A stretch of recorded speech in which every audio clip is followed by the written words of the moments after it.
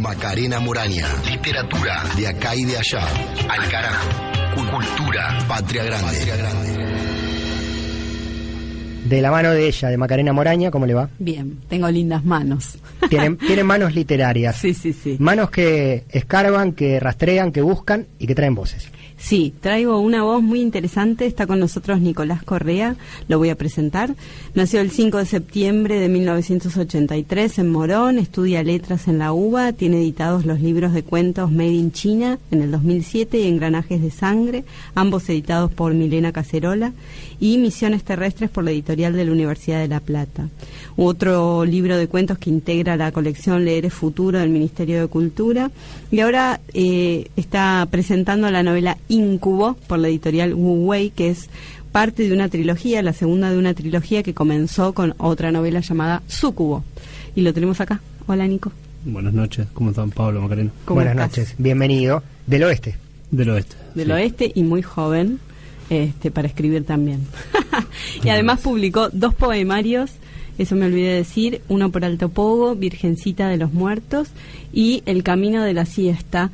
A mí una de las cosas que más me llaman la atención, ahora nos metemos a hablar de Íncubo, pero es esta dualidad que tenés de escritor de poesía y de escritor de novelas terroríficas. O bueno, vos dirás cuál es el género, pero de escrituras tan diferentes sobre todo. Sí, igual, bueno, gracias por la pregunta, gracias por la lectura, primero, que es esencial. Creo que comparten mundos parecidos. Nunca varío tanto los ambientes. Todo nace en un camino de la siesta hace 25 años, con mi hermano, pateando una pelota, corriendo por el barrio, jugando. Esos juegos fueron cambiando, fueron mutando. La vida misma va cambiando, van cambiando las etapas. Y todo nace de ahí. Es un poco melancólico todo ese mundo del camino de la siesta. Y creo que siempre estuve pensando en escribir ese mundo. Erré mucho hasta encontrar dónde estaba el meollo de la cuestión. El dolor o la alegría de aquellos días. Y la maternidad, ¿no? También es un tema que sobrevuela Virgencita de los Muertos, sí. Íncubo. Sí, tal vez como puerta de entrada a mi propia relación con mi madre y también... no la relación que uno tiene con en este caso con el sexo femenino, con la mujer. Es una relación que la he pensado muchas veces y no quiero caer en esto en lugares comunes. Uno reflexiona sobre distintas cosas y va tomando distintas conclusiones en distintos momentos, con contradicciones a veces buenas. Por supuesto. Íncubo tiene a modo de prólogo una entrevista que te hicieron en la que, entre otras cosas, decís que tu mamá se dedicó al esoterismo y al conocimiento perdido, que pensé en la madre de Roberto Art, que también era una estudiosa de las ciencias a mí todo ocultas. esto me hace dudar dónde empieza la novela y dónde está la vida real, ¿no? Y sí, es buenísima la pregunta, porque la biografía, por lo menos en mi caso, es muy importante, la biografía personal, y en este caso la mención de mi mamá, sí, tiene que ver. Ella se dedica todavía a todos esos temas, al esoterismo, más que nada, y en eso se pueden derivar muchas lecturas de lo que esoterismo significa, que no las vamos a hacer acá, que puede ser un tanto aburrido. Y entonces sí, ese aspecto iniciático, mi vieja fue la culpable, digamos, y después los propios rayes, ¿no?, personales. Yo tengo un raye muy fuerte que en su momento, ahora por suerte ya no, pero era el exorcismo como ritual, y me mambié con eso, digamos, ¿no?, desde bastante pendejo, y bueno, después empezó a ser una obsesión, y bueno. Y parimos Íncubo a partir de eso. Salió exactamente, Súcubo, Íncubo, y bueno, lo que venga, que sea que... ¿Tiene nombre ya? Sí, hay algún problema con el nombre, pues es El Señor de las Moscas, pero hay una novela del 50 de Golding que también se llama igual. No sé quién le va a dar bola a mi novela, pero bueno, o cuánta repercusión pueda tener, pero el editor tiene algún prurito con eso, así que... Aquí está mencionado todo el tiempo el Señor de las Moscas, sí, se presentó así que así se lo escribió. Y yendo a esto de los tópicos del pasado, en El Camino de la Siesta también está, que es un poemario precioso, muy extraño también, está la figura del padre. Son lugares a los que sí, ineludiblemente... Es que son imágenes muy fuertes. Qué sé yo, tengo una imagen 6, 7 años, 8, 9, 10, mi viejo, y me parece que es una imagen muy conocida por todos, o bueno, creo, tal vez en mi horizonte era muy conocida, de azul, volviendo de la fábrica, y mi vieja esperándolo, y esa comunión que se daba en ese momento, y son imágenes muy fuertes, olores muy fuertes, digo, el olor de la tarde, el olor de la siesta, el olor del frío. En estos días, hoy que hace tanto frío, cuando me levanté a la mañana y respiré, el primer momento en el que pude respirar un poco de aire, o lo que sea aire que hay en Capital, me hizo acordar a eso y me lleva a esa infancia, y sin lugar a dudas es el lugar al que vuelvo, a las primeras mitologías, me parece, y siempre hablo de eso, son pequeñas mitologías. Y el barrio y la pertenencia también tienen, porque aquí no hay mucho, en Íncubo no hay mucha cuestión de lugares concretos, ¿no? No, sí, Puan, pero... Sí, Puan, justamente, que es el lugar donde esta chica pobrecita está internada, o no, es el convento, ¿no? Sí, donde está internada, básicamente. Y en Súcubo tal vez está más presente la cuestión de la tierra propia. Para mí mi patria es mi barrio, ahí es donde me crié. Creo que también tiene que ver con un momento puntual de la historia nacional, si se quiere, y donde uno se aferraba, tal vez, o yo me aferré, o la visión que tuve de mis viejos, donde mi infancia fue en los 90, y donde se hablaba de un vaciamiento de ciertos lugares, aunque parecía que todo era una abundancia y una prosperidad. Estoy diciendo cosas obvias, lo sé, pero para nosotros ese fue mi terruño, ese fue mi espacio, y realmente creo que nos aferramos mucho, y más nos aferramos aún cuando uno puede percibir uno vio cómo culminó todo. Entonces la afiliación se volvió mucho más fuerte, y ese lazo también, y más aún cuando uno tuvo que patear ese barrio para poder trabajarlo. Entonces las redes se vuelven mucho más abigarradas y la relación se vuelve mucho más estrecha. Uh-huh. Todo esto no está explícito igualmente en tus textos. No. Esto no se lee, eso es casi... No, ¿vos en qué género, a qué género le atribuirías Íncubo, por ejemplo, y Súcubo, su antecedente? Yo creo que son... La trilogía está pensada en el género terror, básicamente. Nosotros en la literatura argentina tenemos un terror bastante joven. Creo que el terror político lo saturó todo y todas las posibilidades de lectura, y no es algo que digo yo, sino que es una teoría muy fuerte de un profesor, de Pablo Anzolavere, de quien soy bastante subsidiario, y creo que en este caso el terror estético tiene una vida muy corta y muy breve, y hay momentos, pasajes de la literatura argentina que se aboca. Hasta hoy en día es un terror muy extraño porque un fallido bastante importante. Hay un cierto límite muy fino con el sadomasoquismo, con las vejaciones corporales que también suceden en Íncubo, pero no encarado desde el lado de lo fantástico y puntualmente desde el lado del terror. Me parece a mí, no había novelas de exorcistas. Cuando empecé a buscar, a ver qué había, a ver si podía afanarle alguna idea a alguien, no la había. La película que más miedo me dio en toda mi vida. Linda Blair, ¿quién no se acuerda de ella? Dando vuelta a la cabeza. Totalmente. Yo mientras leía esas escenas de posesión, las sexuales, donde hay además elementos de pedofilia y hambre y prostitución, no te privas de nada a la hora de escribir, mucha perversión, ¿no? Y tan bien narrada en un punto, y tan vívidas, eso me pasaba, que eran como muy vitales las escenas.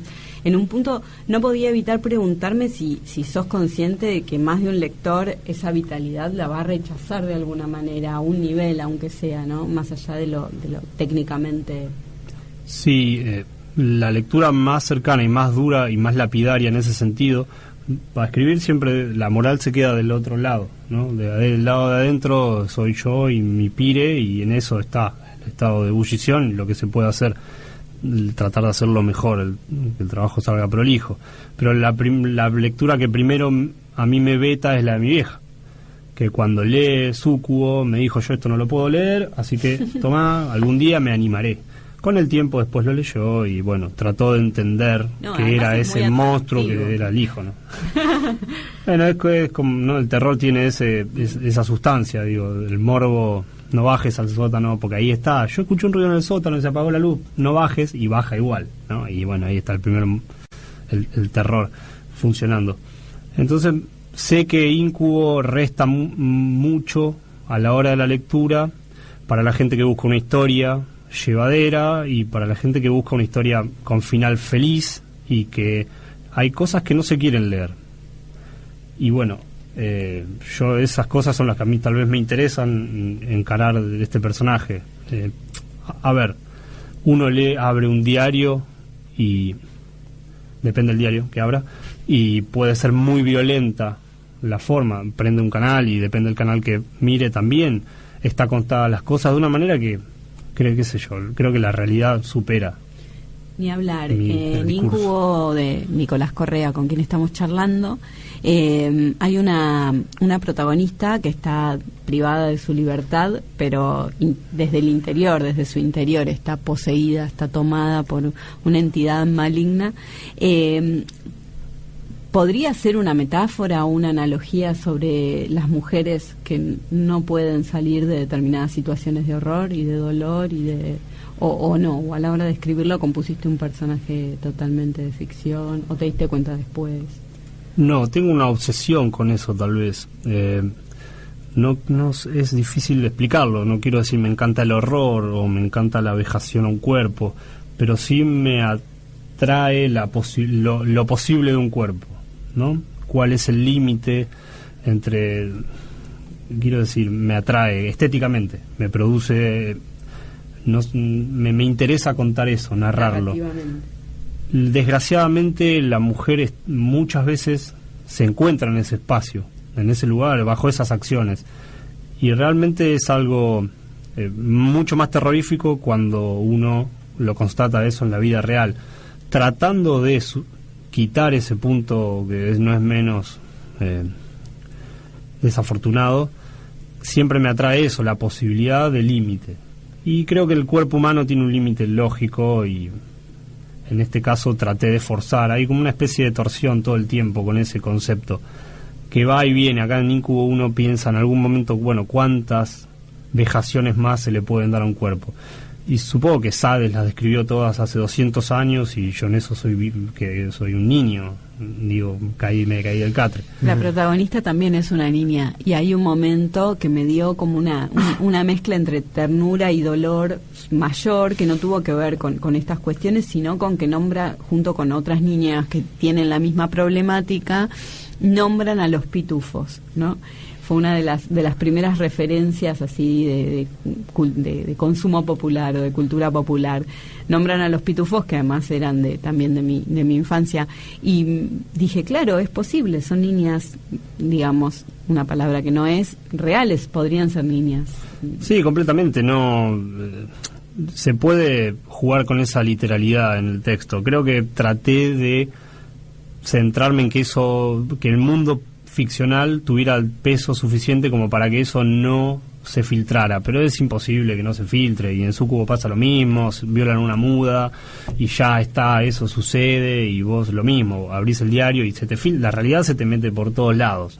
Entonces, bueno, creo que en ese sentido sí se puede pensar el desarrollo del personaje femenino, que es Fátima, que a mí me costó un huevo realmente, porque es difícil entrarle a la voz de una mujer, y que esa voz de la mujer, aunque esté alienada, en este caso, sea lo más femenino posible, ¿sí? Sacando todos los preconceptos, prejuicios y toda la instancia de mediación que tiene un hombre en su mirada hacia la mujer. Como lectora, y aún conociéndote, nunca dudé de que era una mujer.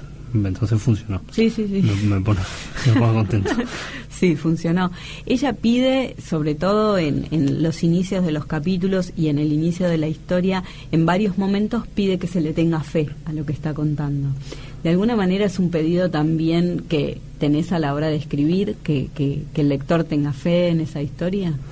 Sí, Me pasó en realidad con toda esta trilogía que está contada en primera persona. Yo siempre desconfío mucho de la primera persona, no me agradaba, pero no encontré otro modo para contar esta historia que era bastante, en ciertos momentos, biográfica y apelaba mucho a la experiencia mía en este caso.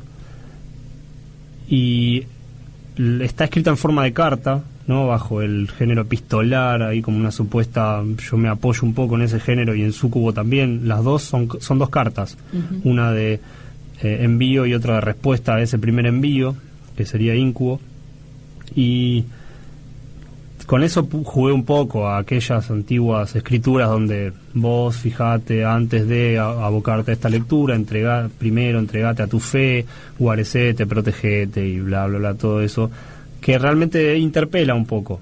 Y si porque me ha pasado, si esa persona tiene alguna creencia, aunque la tenga suelta, cuando uno machaca y machaca y machaca, eso en algún momento llega la idea de esto que estoy leyendo, hasta dónde puede suceder, hasta dónde es real y no.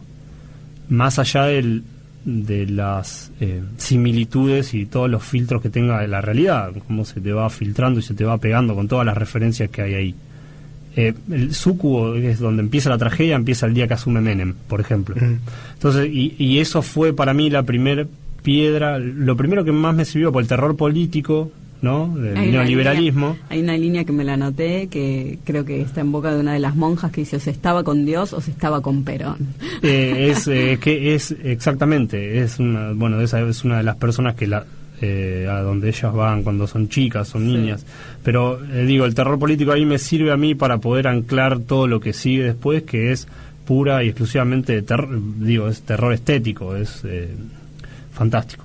Claro, como en todo trabajo, como en toda creación artística, se necesita, es inevitable que esté la complicidad del otro, del receptor, del lector, en este caso. Bueno, hay que conseguirla, esa complicidad. Completamente. Por eso la invocación todo el tiempo a ese vos que estás leyendo esto, escuchá, porque seguramente te habrá pasado, y esto lo tomo de la profecía, la primera profecía, que es, hay una cosa muy interesante en esa película, que es, aparece en una charla entre Satanás, Lucifer, que baja porque se había armado un quilombo ahí sin su permiso, ¿no? Se le estaban queriendo revelar, Gabriel, Armando no sé qué bondi. La política del infierno. Exactamente. Entonces la burocracia, ahí sube Lucifer y baja, o sube, no lo sé, y dice: todo bien con que vos creas, con que vos tengas miedo o no tengas miedo, pero cuando vos sospechabas que había algo debajo de la cama y te decían que no lo creas, bueno, realmente yo estaba ahí. Y a mí, como mal, no me importaba si vos creías o no creías. Yo estaba esperando. Bueno. Sí. La protagonista, Fátima, se apoya en la biblioteca, ¿no? Que hay en ese lugar, y leer aparece en la historia como una salvación, como una posibilidad de reparo, ¿no? ¿Para vos la lectura también tiene como esa misión en tu vida? Sí, creo que sí. Me parece que leía cuando me sacaban la pelota, básicamente. Mi historia fue esa un poco. No digo cuando me sacaban la pelota. ¿Sos buen o mal jugador de fútbol? Jugué llegué casi a primera, me rompí los ligamentos, tuve algunos otros, entonces creo que de ahí empecé a escribir porque no tenía más opciones con eso. Ahora boxeo, antes jugaba la pelota, entonces voy cambiando de acuerdo a lo que las piernas me dejan. Pero no, creo que la biblioteca sí fue un lugar de encuentro. En mi familia, mis viejos leían, son periodistas los dos, más allá de dedicar también mi viejo es un obrero, además de eso, también estudió, entonces era algo común, la posibilidad del libro, ¿no? Y era algo también en lo que ellos hacían bastante hincapié. Mi hermano no lee nada, entonces es músico, y bueno, cada cual fue encarando para donde mejor le quedó. Y la alternancia de estos géneros, novela, cuento. Acá también tengo un libro que se llama Paganos, que es una antología de santos populares, que fue lo primero que leí de Nicolás, que es la voz de una travesti que va a la guerra de Malvinas siguiendo un amor, que de alguna manera también es una voz familiar, parienta de las voces de Íncubo y Súcubo. Estas distintos géneros y estos distintos lugares, ¿para vos son alternativos? ¿Los podés escribir en paralelo, o cuando estás trabajando una novela la poesía está relegada o Sí. viceversa? No, cuando con Íncubo fue solamente todo Íncubo. Aparte de como mi vida en ese momento estaba en un caos, pero en una crisis, y era todo, estaba todo ahí, todo lo que ponía estaba ahí. La poesía siempre va como por otro camino, no sé, son momentos, me pasan cosas o empiezo a nada baja ni nada de eso, pero hay momentos en que funciona más. Ahora tal vez con el tiempo y con los años es más proyectivo, me siento y pienso un poemario y está funcionando, hay cosas semánticas que están dando vuelta, poéticas que me están interesando, procedimientos, cosas. Entonces empiezo a llevarlo por el mismo camino, a dejar que fluya, pero siempre los intereses, las preguntas son siempre más o menos las mismas, los espacios son siempre más o menos los mismos. No creo que el resto de mi narrativa o poesía salga de eso. A ver, no creo que salga de ese ambiente. Los procedimientos supongo que van a cambiar porque nadie me paga por hacer esto, entonces voy a seguir arriesgándome y no me voy a atar a ninguna vaquita productiva. Claro, digamos. son escenarios muy diferentes igual, ¿no? No solo en extensión, que es lo obvio, sino en forma, la forma, pero en este sentido lo que quiero decir es que la forma no limita el contenido, en este caso. Sí.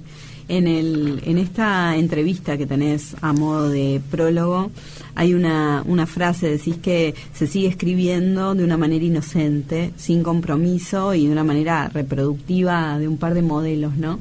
¿De qué modelos vos te querés alejar? ¿De qué corrientes? No digo que digas nombres. No, pero... ahí creo que hablo del terror, del fantástico más que nada. Uh-huh. Y creo que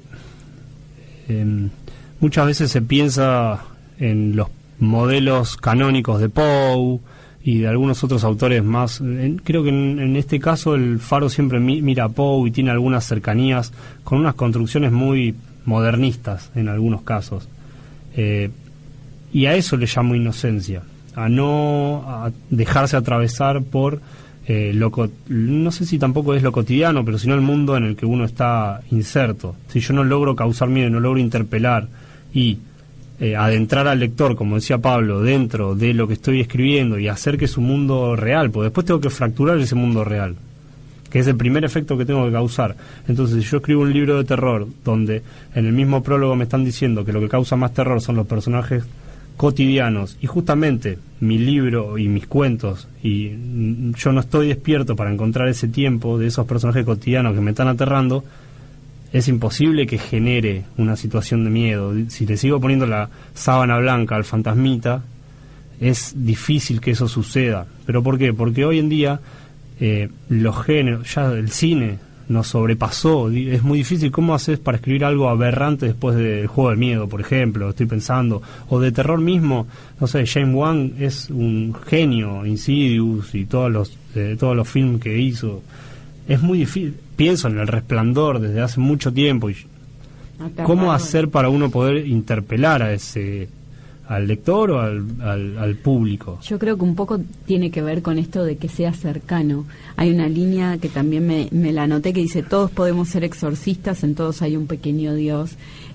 O los pitufos, por volver a esa referencia, o la televisión, o lo que fuera, que nos dé cuenta también de que puede transcurrir perfectamente en el mundo que llamamos real. Sí, no tengo que irme a un castillo, o no me tiene que pasar en la época de la conquista, o no tengo que alterar demasiado. No digo que no haya pasado y me parece perfecto, o no me tengo que ir a Pripyat en el medio de Chernobyl para que mi historia sea extraña puramente. Digo, retomo por eso cosas de Mariano Enríquez, donde los personajes son 3 adolescentes que hacen un juego de la copa y funcionan cosas, y ahí pasan cosas extraordinarias y fantásticas, y lee el tiempo de una manera narrativa muy interesante. Entonces es muy simple generar un ambiente y después ahí fracturar y que pueda surgir el fantástico, que es ese choque con la realidad. Entonces ahí me parece el timing del narrador muy aceitado.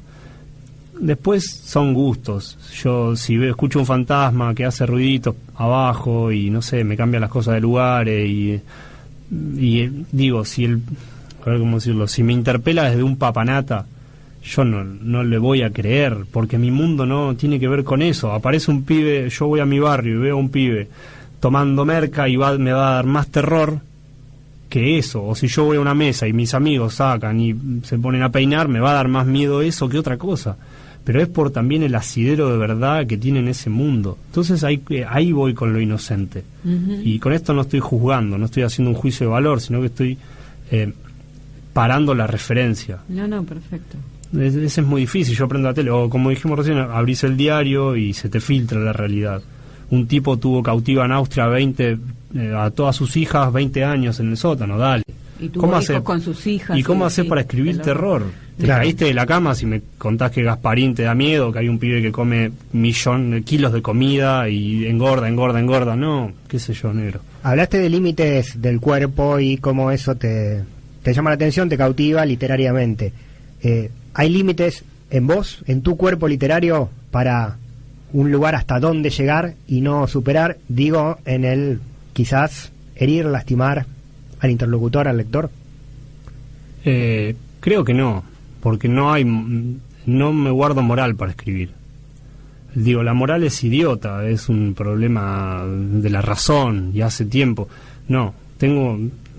Trato de que no suceda eso. Y los límites están creo que en mis capacidades, y supongo que en esta búsqueda de Incubo eran puntualmente estos. Tal vez deje un poco de ese mundo y me dedique a otra cosa, me dedique a otros ambientes, pero siempre con las mismas inquietudes. Pero no, realmente no. Yo quería que cuentes un poco el origen de Virgencita de los Muertos, porque también hay una experimentación con esto, volviendo a los mismos términos, a la realidad y hay en alguna reseña que leí de este libro, leí una frase que decía que encontrabas aquí en la voz poética belleza dentro del dolor, y quería que cuentes un poco el origen de este libro y un poco si estás de acuerdo con esa sentencia. Sí, soy de Hurlingham, viví en Hurlingham toda mi vida, nací en Morón, pero viví en Hurlingham, y soy del mismo barrio que Candela. El caso Candela todos lo conocen. Había escrito un par de poemas que tenían cierta tónica, medio nostálgica, melancólica, y tenían que ver con el mundo mío, mis mitos, mi pasado, las cosas que viví, la infancia. Y cuando sucede este hecho, de alguna manera esto me interpela de un modo en que todo lo que había escrito lo elimino, lo saco de ese libro. Hay uno de esos poemas bastante más costumbristas que gana un premio en México, y con eso yo consigo la plata para poder publicarlo acá, por La Talita Dorada, que fue la primera. El de Alto Pogo es la reedición. Entonces, bueno, yo consigo eso, pongo un poco de plata, la editorial que dirige Julián Assad, gran experiencia editorial, poética, y a nivel personal, gran experiencia, porque es una persona impresionante, Julián Assad. Y bueno, agarro y elimino todo lo demás, lo tacho, cambio, y en ese momento empiezo a escribir lo que sentía a partir de esto fue, sí, muy caliente, digamos, en los hechos, ¿no? Y lo que escribí, a partir de ese caso. Se nota, porque y está muy fresco. Sí. Al principio me costó mucho corregir, porque eran versos muy rotos, había mucha repetición, y yo me negaba a sacar cosas. Bueno, hubo un proceso personal, un poco ahí de trabajo, pero tampoco tuve que tocar demasiado, porque en fin, eso tal vez cambió un poco. En la primera edición de Virgencita había imágenes y estaba mucho más pegado al caso, y luego en esta edición con Alto Pogo pensamos en que el libro se sostenga por sí mismo, sin apoyos extraliterarios, y creo que en ese sentido, más lúcido hoy, tal vez con el tiempo, pasó un poco más de tiempo, estoy más contento con esta reedición.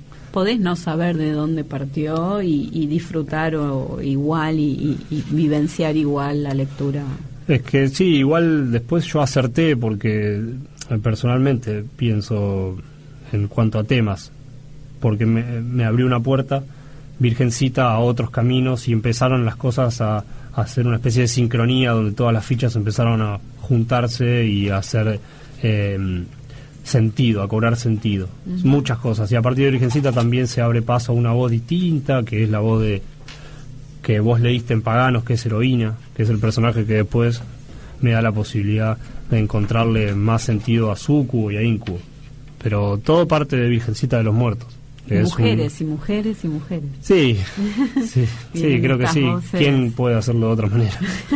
Sí, es la figura madre. Sí. Bien, esta y atraviesa aparentemente, para quienes no te leímos, Nicolás, toda tu obra, así que vale descubrirla. Se nos vienen las noticias de las 10 aquí en Radio Madre, estamos en Alcarajo, vamos a seguir recorriendo la Patria Grande a la vuelta con muchas cosas que tenemos en agenda. Te preguntamos, Nicolás Correa, cómo la gente consigue los libros, todos estos trabajos que están hoy en la mesa de Alcarajo, y también por las redes sociales, por el mundo virtual y tu literatura. Toda la trilogía Sucubo e Incubo, supongo que van a estar en casi todas las librerías, en Jenny, en las librerías más habituales y en las de barrio también. Galerna tiene una distribución bastante amplia en ese sentido. Los libros de La Bola Editora se lo pueden pedir por las redes, buscando en el Facebook a La Bola Editora, que es la editorial marplatense, y los de Alto Pogo también, buscando la editorial Alto Pogo en las redes, en el Facebook. Igualmente el libro Paganos, y bueno, el resto creo que si se googlea se llega, si se tiene que llegar, Facebook, se llega. Sí, estoy en Facebook, sí. Bien, nos vamos a hacer amigos de Facebook. Bueno, ahí está, con el programa, para que la gente lo vamos a vincular ahí en la página del Carajo. Bueno, gracias, Nicolás, por la visita. Gracias. Bueno, Macarena, vos te veo en la presentación de tu libro. Sí, que es Los Escarabajos, en el Surco. En el Surco, ¿Cuándo? Sábado. El sábado. El sábado a las 9 de la noche. Dirección. Me pongo colorada, no sé, Avenida Boedo al 800. Boedo al 800 bueno, más o menos, el Surco. Lo vamos a repetir en lo que queda del programa. Gracias, Maca, también.